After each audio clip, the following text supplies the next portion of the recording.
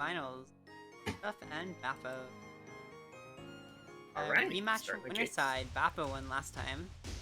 It's true. It's true. It was a 3-1? It was a 3-0. Oh, it was Might have been 3-0. Maybe it was a 3-1. I don't know. Give me a check.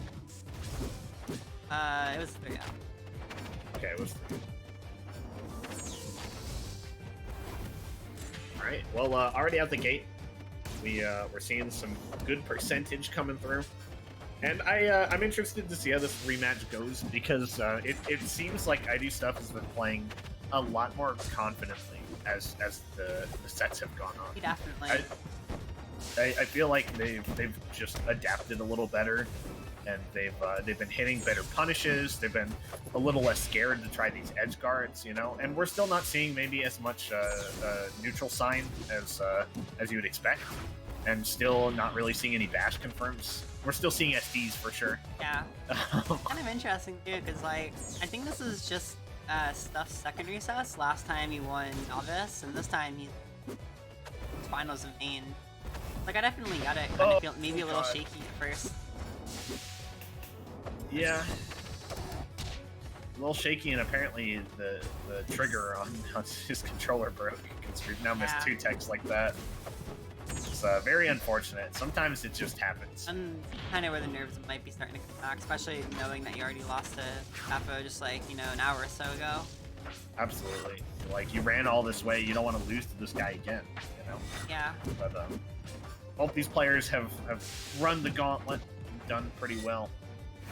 Oh, there we go. Not gonna kill, but going for the bash confirm. And hits the snake! Oh!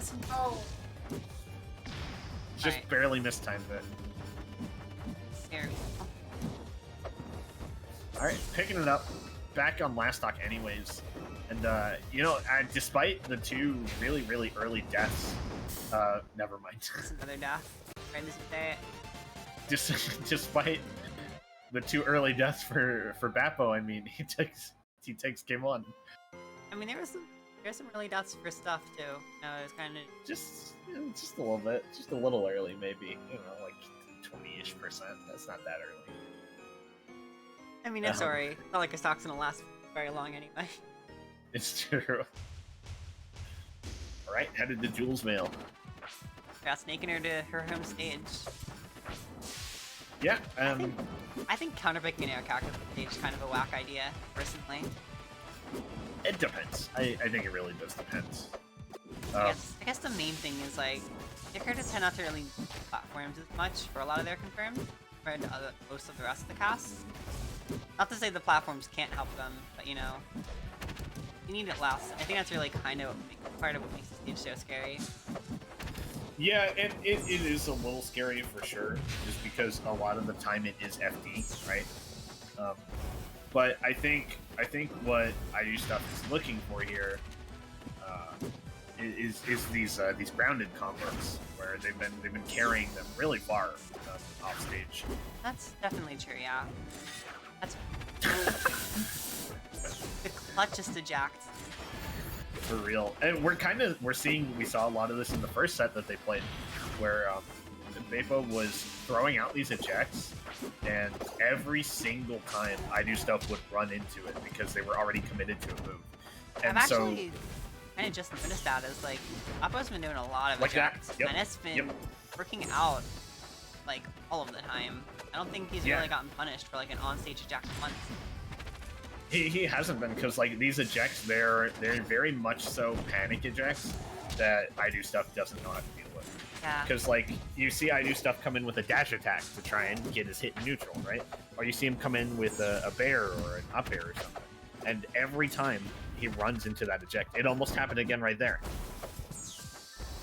Like at this point, you kind of have to start like kind of cutting your combos early and just like running back and being, okay, what are you gonna do here? Not all the time, but definitely sometimes. This is when you start baiting the eject. Yeah. It's kind of hard, because like, most of the time you want to be like confident with your combos, but especially against Ellie, sometimes you just need to be careful. Like, Better 2 is another one like that, where it's such a consistent option to mash out of advantage. It's true. Like, what you want to do is You want to try and, like, every time Bap0 gets overheated, right? We see them spamming these up strongs and F strongs. So you want to wait for that, because that's your opening, right? They can't eject if they're charging a strong attack. Yeah. I mean, like, right there, that would have been a great opportunity to go for an aerial. And those are the kind of windows you have to look for against someone that's just doing these panic ejects, you know? Right, yeah. But, alright, we're up 2-0 for Bap0 and headed to Rock Wall. Or, as you put it earlier, Rocket Wall torture.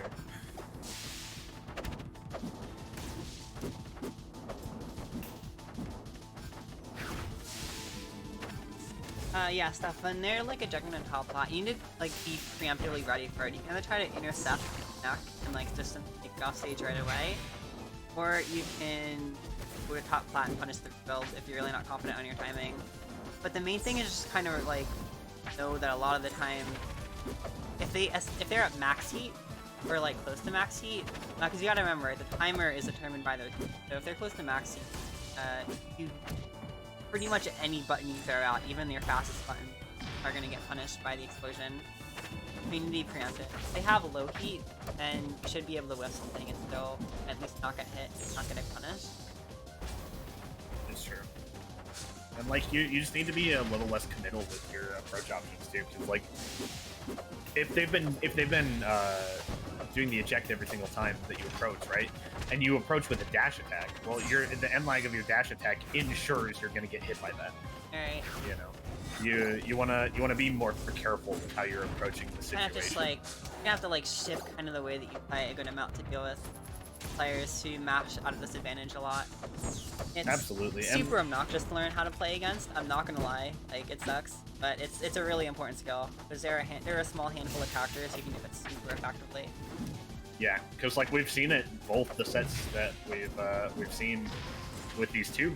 Like Bap0's gonna keep doing the panic eject because he has no reason to stop. He has not been shown that it can be dealt with. Yeah. So there's no reason for him to stop because he knows ID stuff can't deal with it. So wait. That's one way to deal with it. That might be the best way to deal with it. Not like actually, but you know, like emotionally. That's awesome. It's got to be the most satisfying way, at least. Definitely. Finally, just turning that mech around on Bap0 after all the times it's put it on stuff. Uh-oh. Alright. Uh-oh. This is really scary. While we were talking about all that, this happened to be a last stock game. Yeah, and a close one at that. It is. Stuff's last chance. Oh no! Went for the dash attack. Almost feel like the dash attack wasn't, but I'm not really sure though. Maybe he really was trying to just hit him, but I think he was hoping to catch Bap0 dying in. That could have happened. I was almost wondering if it was like a misinputted flat drop. No! That one was weird. I don't know why that one stuck to the platform. Dan! Someone should like clip that and tweet at Dan. Like, why? I don't understand. Uh-oh. Yep, there it is. And yeah. unfortunately, that ended up being a 3-0.